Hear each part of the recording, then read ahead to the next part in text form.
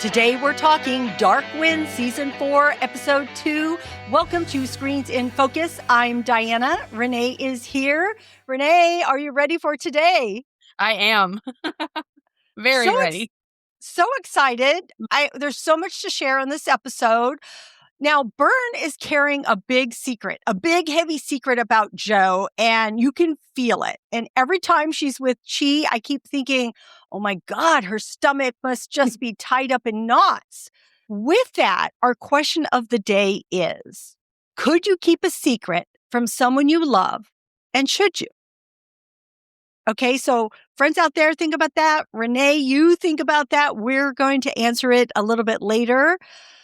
But man, this episode has such big moments in it. And of course, the secret Bern is holding, the intense crime scene, the Death Hogan, all of it builds tension and deepens the stakes. So Renee, how did this episode land for you?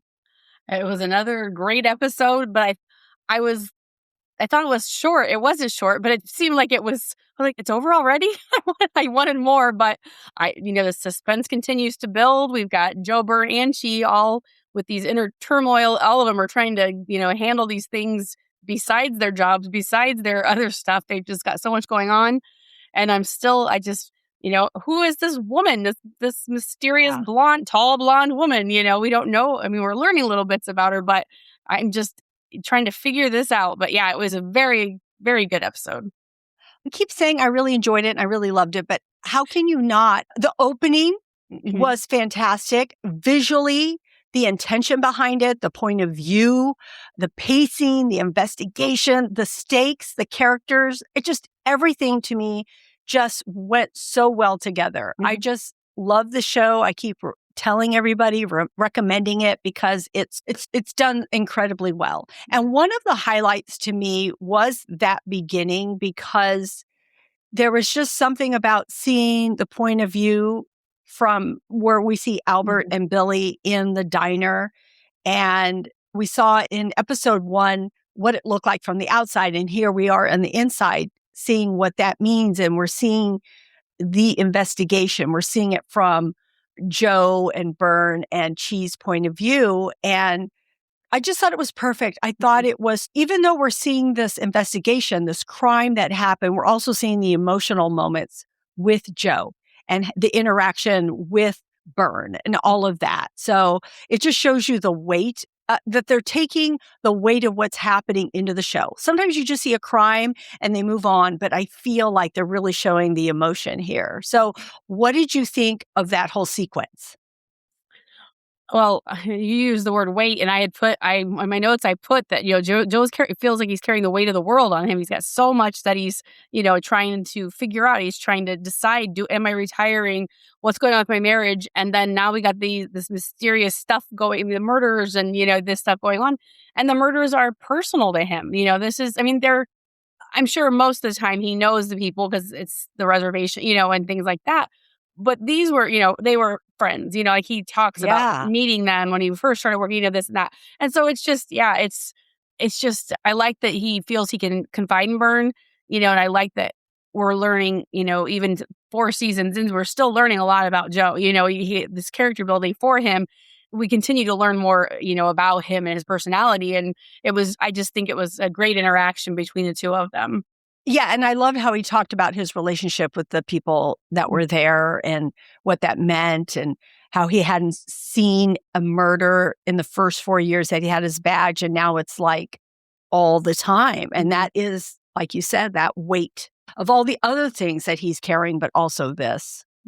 I thought it was very interesting that everyone immediately thought the shooter was a man. Like, it was not even a question. It was like him, man. They all went to that. And I know that has to do with probably the, being in the 70s and things. And, most of the time the shooter isn't a woman. Not that it really means a whole lot, but I guess it just shows you the period of time it's in. I don't know why I thought that was very interesting. I hadn't even thought of it being a woman and in the 70s. And how rare that must have been. That's interesting. Yeah. And then one thing, so Irene is the shooter. I was like, I don't know if I had to look her name up because I'm like, I'm sure someone maybe have said it. I don't know. I guess they wouldn't have because no one knows. So I had to look it up and it is Irene. So I know that now. But I was questioning why she didn't shoot Joe. She had him in her sights and she was, you know, she, had this little, there was even a little smile on her face. And it's like, what is she thinking? Is she admiring him? Is she kind of enjoying the thrill of the hunt to hunt Joe down? That was too easy, that kind of thing. But then it also reminded me of in the first episode, Joe with the deer, and he had the deer in his sight and he didn't shoot it. And so I didn't know if that has any kind of parallel, if there's anything, because I always feel like Dark Winds, and they do things intentional, but that could have just been just mirroring, okay, they're kind of alike and they got different things going on, but so anyway, I don't know if it means anything, but I just thought it was very interesting that she didn't. I wondered too, why? Thank God she didn't. Yeah. And we didn't want her to, but it was scary because it raised the stakes as to he could be dead right now. They all could be. She could just boom, boom, all three of them. They're right there. And she doesn't. And so I feel like it might be a game, or is she using Joe to maybe all of them to help her find what she needs to find, because she does have an objective. We don't know exactly what that is yet, but we're staying tuned to find out. But yes, I am so intrigued by that. So yes, that is definitely a highlight. Yeah, so those are the ones I had. We're going to talk about it more, but I do want to say Chee at the end and that whole Death Hogan moment. Whoa, that came at me and I thought it was huge. And I thought it was such a great moment. Yeah, we're going to dig into that. But I do also want to say the danger in the mystery here of the situation is always present. And especially with Billie and Albert in the mix, they keep us connected to what is happening, even though we're so connected to the characters and what's happening between the three main characters, because that's what draws us in.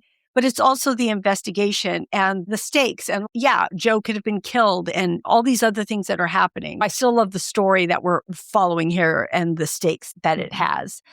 But talking about the relationships, because in the beginning, we see Joe and Bern and how they are with each other. And there's a lot going on emotionally between all the characters. And the moments show a lot of tension and trust and dynamics between everyone. So I don't know, what stood out to you?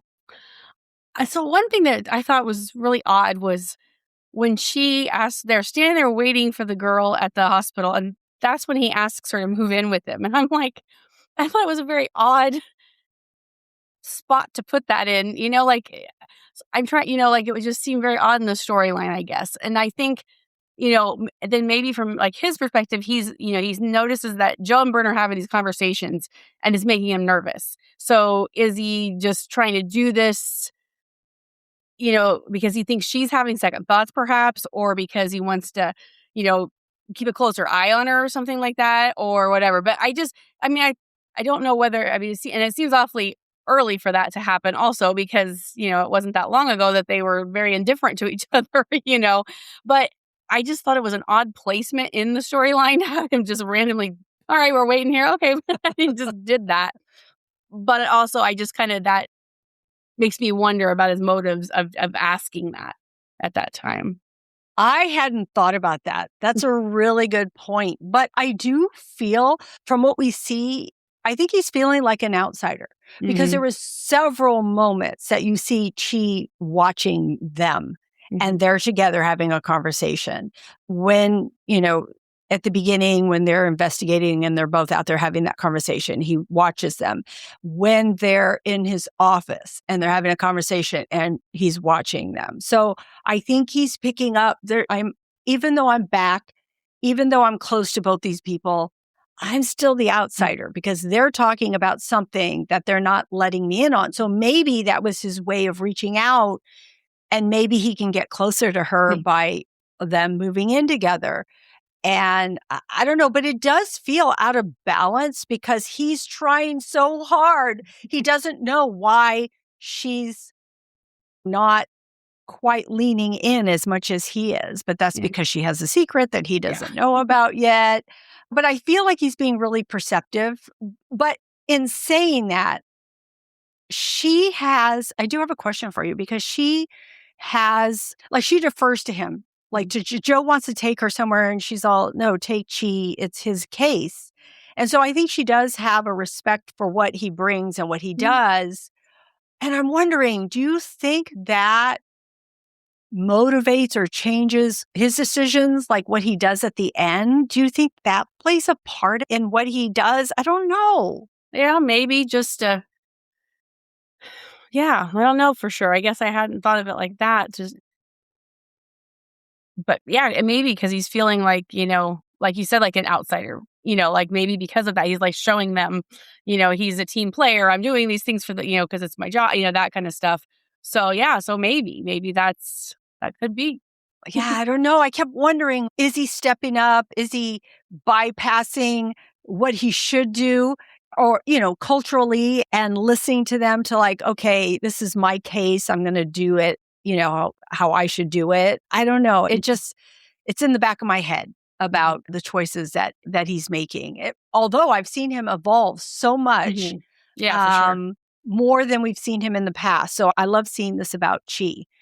But what about Joe and Bern? Because they have such a deep mutual respect for each other, the land and the community, and it feels really earned. And there's such a history between them. Sometimes they don't have to really say much and they just know.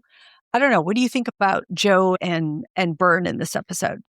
Yeah, I think it has to do with their history. They have a lot of, like you said, a lot of history, and they've Chee left and came back. So they haven't done that. They've stayed. And so they do just have some different type of a connection that, like you said, they don't even have to talk necessarily. They can kind of anticipate what the other one's thinking or doing, and I think that's what I think that's part of the reason Joe feels that she's the one to take his position, because she's just got that. I think we discussed that about the last episode, where we just felt like they have that connection. He knows her and knows that she'll be very professional, but she also she appreciates and understands the spiritual side of the community, which sometimes Chee's like, kind of, he's a little more indifferent kind of than she is, and so.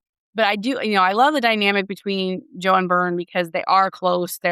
He's a father figure to her. He's this mentor in her, her professional life, and so he has all these different pieces. And I just really like how they're continuing to build that between them. We'll see what happens if Joe actually leaves or whatever. But if not, it's just going to draw their bond closer, as as colleagues and things too, as well as on the personal side. So I love their mutual respect for each other. And I love their humor with each other, because I feel like she respects him so much that she is, okay, I have to keep a secret. Like I have to. It's hard for me to go against what that relationship and what that bond, that loyalty is. So I have to keep it. But I want him to let me tell Chee because the secret's killing me. But when she says, hey, let's tell Chee about this, and hey, I don't want the whole office knowing. When I'm ready, I'm going to do it. I love how Joe is too, right? Because he has his own thoughts of how he's going to relay this information. He doesn't want to disrupt the office, the work that they do, everything else. He doesn't want this on other people's mind because that's going to skew them from what they need to accomplish there. But she said, no, it's just 3 people. And he's all, well, there's a Native American proverb, it's not a secret if 3 people know. And then he says, okay, it's a Gaelic proverb. And the actual proverb is 3 may keep a secret if 2 of them are dead. Interesting. Makes sense, right? Yeah, exactly. But anyway, the humor there was funny. It was, I love it how they sprinkle it on sometimes. Yeah. And how dry he is with it. He's just, So, yeah, it's very good. And we also see Albert and Billie because they're cousins. And there were times, even in the first episode, and even this one, he's rough with her. Mm-hmm. But even though he's rough with her, it's still his cousin, his little cousin, and he still wants to protect her. And so I find that interesting to watch them too. And it's not like soft, but it's always there. Like Mm-hmm. even with her helping him at the hospital and just trying to find supplies for him and such. So I like seeing their relationship too. Yeah, I wonder, I'm curious, like how much time had they spent together before she went to school and things like that, just because they're very relaxed with one another. Like, like they've spent time together and things. It's not like he's just someone new that popped into her life. I mean, and everything. And I don't know what all, is going on with them. We don't know that yet. But yeah, it is an interesting relationship to watch, and how there is some sort of closeness there for them to want to care for one another and take care of each other. So I liked the character building with Irene that we haven't learned much about her, but I loved watching her repair the van and all these skills she has. It's like, who is this woman? And so I always, again, we always talk about the music and things like that. So she's listening to the opera. So I had to turn my phone on to listen to see what it was. And I don't know if it came from my phone, but I ended up Googling it. But I found out it was the Pilgrim's Chorus. It comes from a German opera. I'm sure I'll mess this up, but it's Tannhauser or something like that by Richard Wagner. But it was interesting to me. So I looked up the lyrics of this. I just looking at what like the song's about and things like that, because it was all we heard. I don't know if we heard voices. We just heard music. Maybe I can't remember. But the song. So it sings praises of God's mercy and peace obtained by those who remit the debt of their sins. And I thought that was interesting, because is that like anything to what she is doing? We're still trying to figure out why what's motivating her, what's doing these things. I thought that was interesting. And then I wondered, since it's a German opera, and the one guy said she talked funny, or I can't remember how he worded that. They said with an accent, and he said no, it was something. And I thought, well, I wonder if she's German, but she's, spoke English, because a lot of times there's like that clipped, like when people are German, it's just the way they talk. It's clipped more than really an accent kind of thing when they speak English or something. So anyway, could be a total, whatever. But I just thought that was interesting, because I like looking into the music, to see is there anything there. And so I just thought that was kind of interesting. So it is. And I wondered about the song too. So I'm so glad that you looked it up, because I'm like, why is she listening to this? What does this mean? I don't understand what they're saying, but I know it must mean something. And you're right, because I felt like she had a slight accent of some sort, but I wasn't sure exactly where she's from either. So, or what that group or who she's connected to, which I'm sure these are all just little pieces, little nuggets for us to pick up on and hopefully piece together as it goes forward. But yeah, I love that. I'm so glad you looked it up. So this episode brings a lot of important cultural and spiritual elements with the Death Hogan. I had to look this up because I was so curious. So in Navajo belief, a Death Hogan is a place where someone has died indoors. And it's believed that the chindi, the negative part of the spirit, can linger there. And coming in contact with that can lead to what's called ghost sickness. And it really reinforces how the land, death, and spirituality are deeply connected.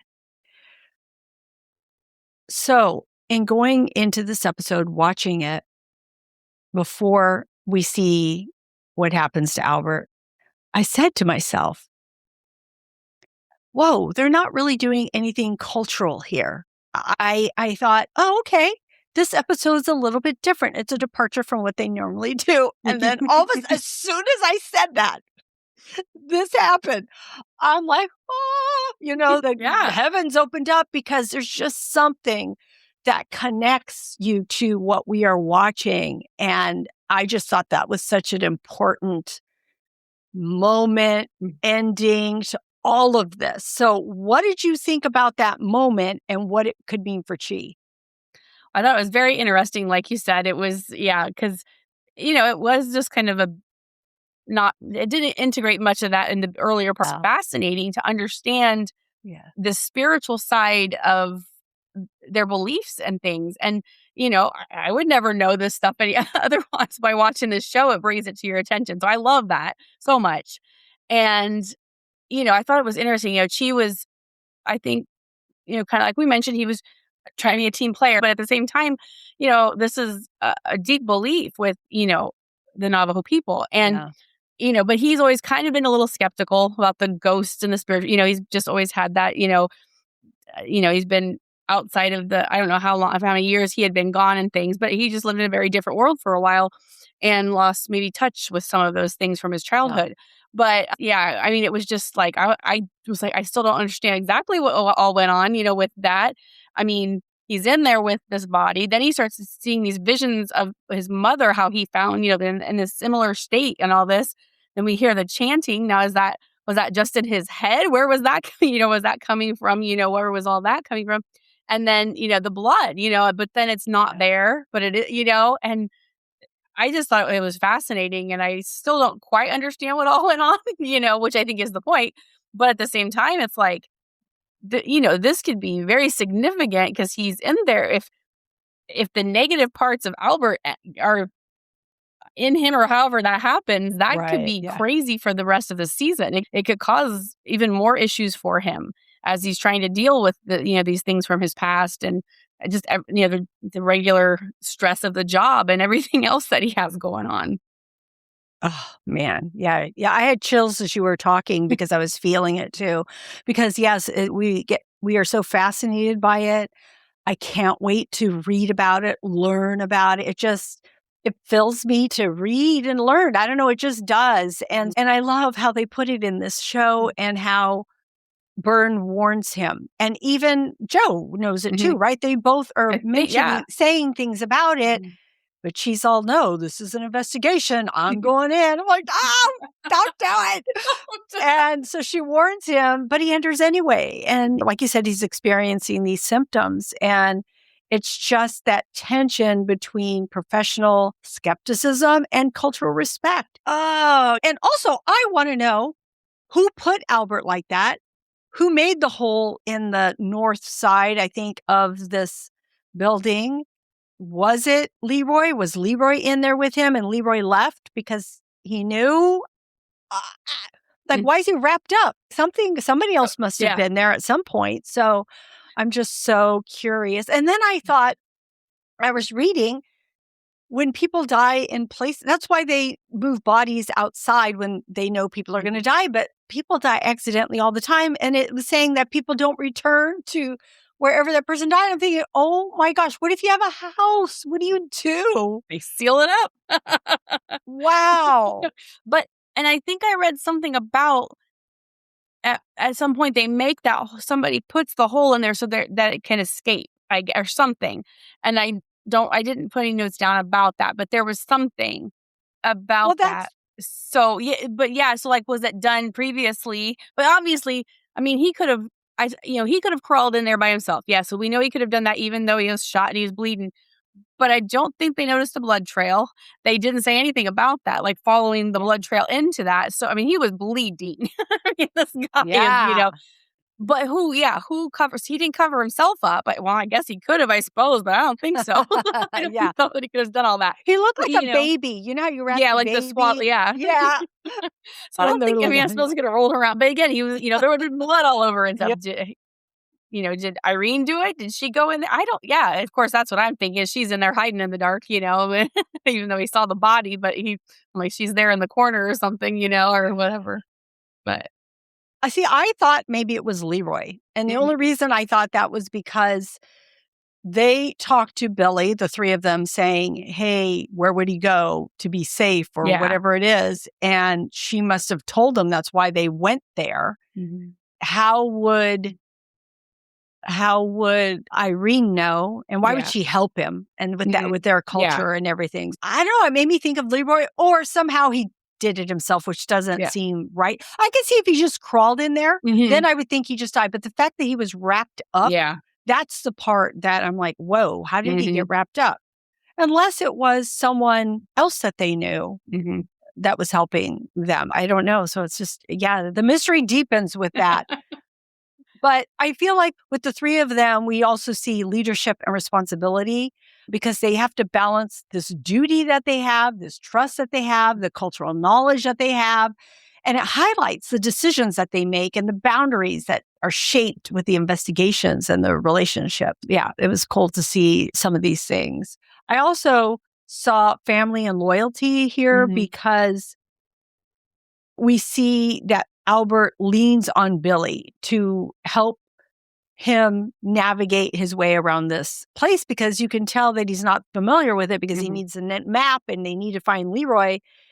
But the stakes are raised because it's so personal. And we see this assassin on their tail. And also we see familial bonds with Joe and Bern too, because they are family and just the way they take care of each other also. So those were the themes that I saw here.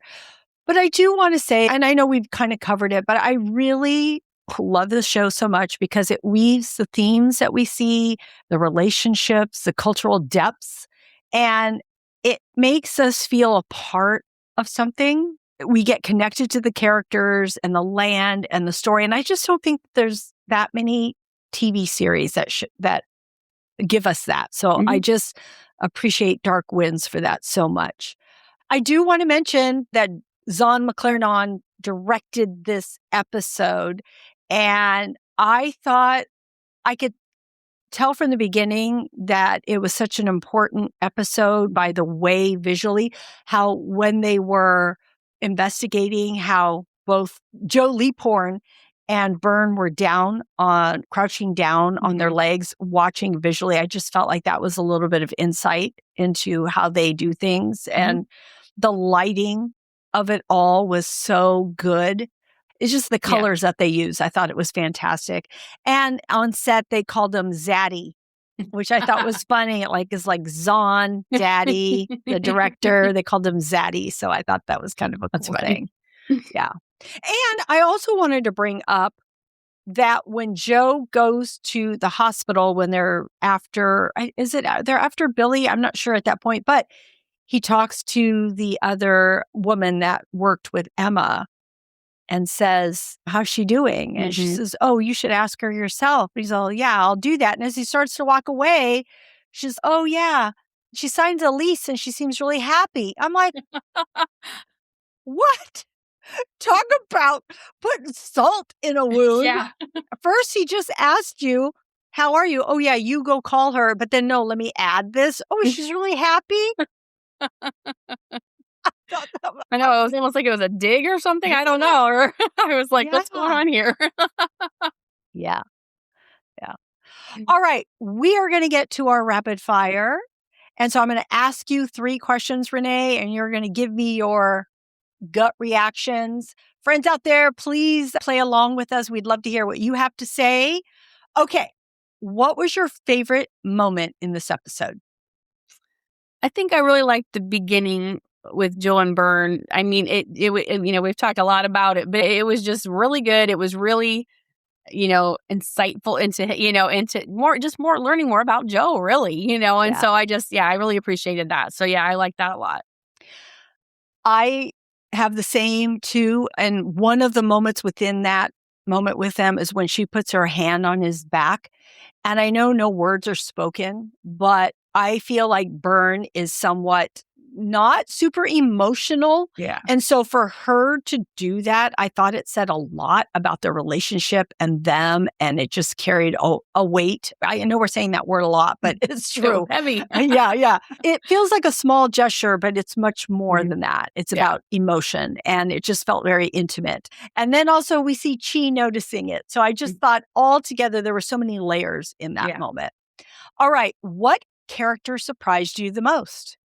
I think Billie. I was surprised at how resourceful she is, how quick, she was very quick to think about how to help, Albert, like go in and do the things she did. And when she was trying to escape, I'm really curious about, like, you've been in the school for so long, you've been, basically beat down by these, people are supposed to be taking care of you. And, she's just had a lot of trauma at that school. But yet she's still very strong. Just the things that she did, I was just very impressed with her. And so I'm excited to learn more about her and, what her story is.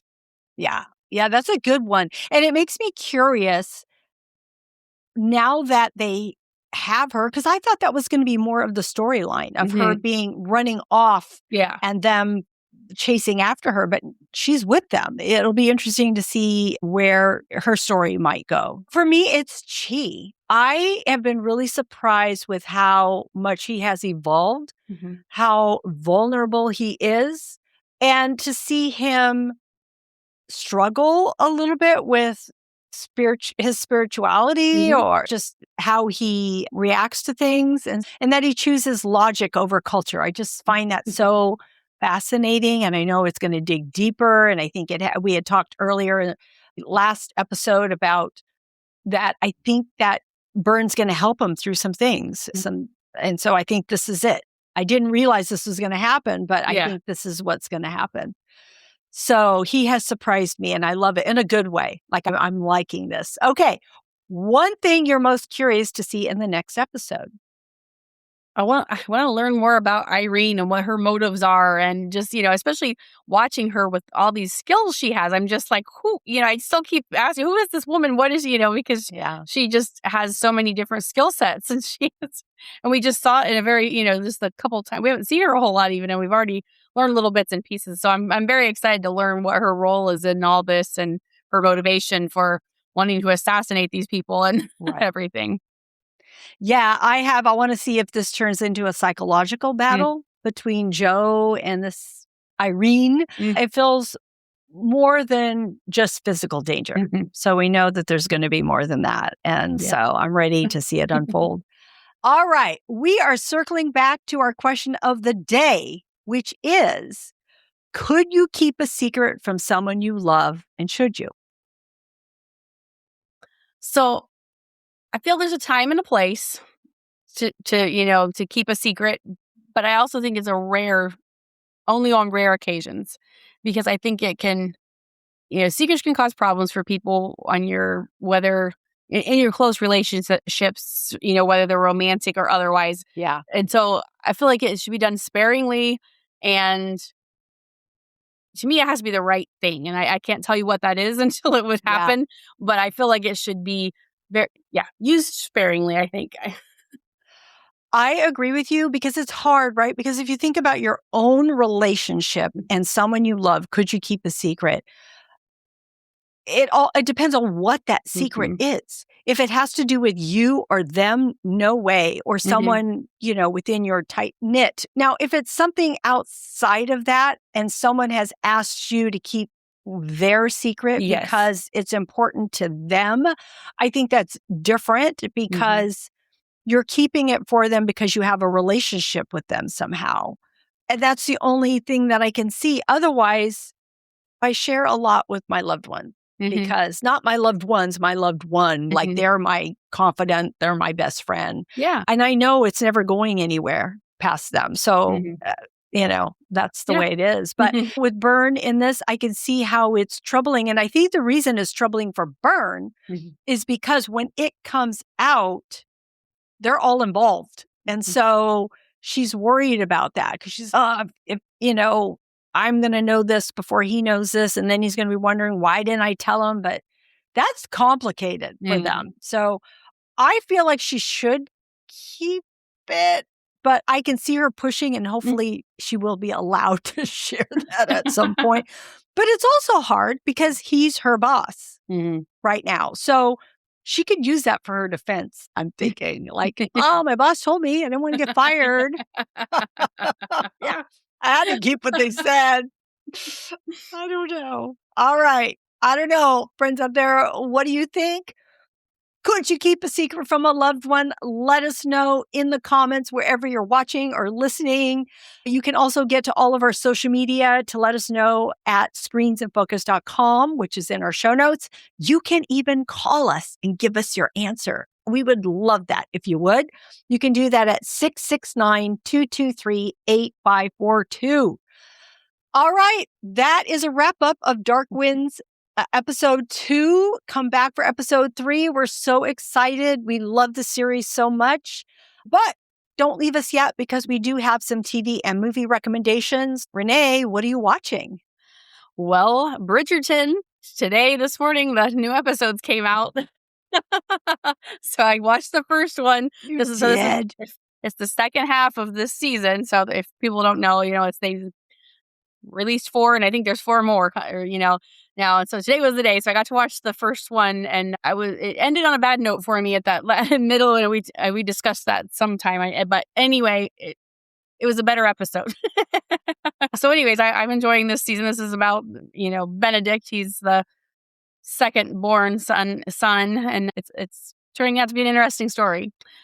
And we finished A Night of the Seven Kingdoms, the Game of Thrones series. And I just loved this series so much. And I think because it's kind of about an underdog kind of guy, and it's just, I don't know, but the chemistry between, there's this big, tall actor playing the guy, and then there's this little tiny boy. And it's just, that is just so, it's just such a neat dynamic. And I don't know, I just loved it. I thought it was great. So I can't wait to see what comes next, because it was just fantastic. And then we're also the second season of The Pit, been watching that through too. So I guess I'm not sure when that finale, I'm not sure when that is, but another exciting season. If you've watched that, you know what I'm talking about. It's wild that this is one shift. You have to keep, all this is going on, and every time it starts again, like, this is still the same shift. Oh my gosh. So that's been good.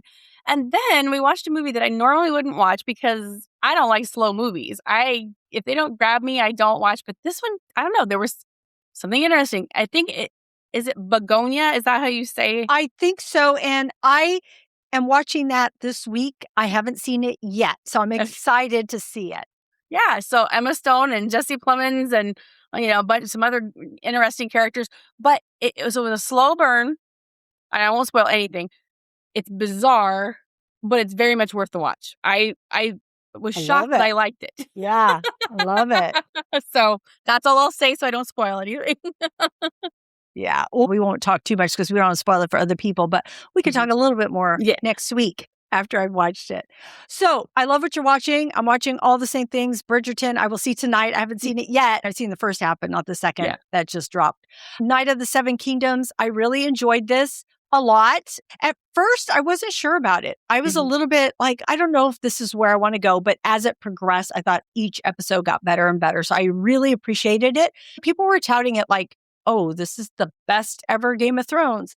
I really liked it, but to me, I don't know that I feel that way. I really love House of the Dragons and I really love Game of Thrones. But I think this is a really good addition to all of that. So I'm really appreciating that. And The Pit, man, so good. It's so good.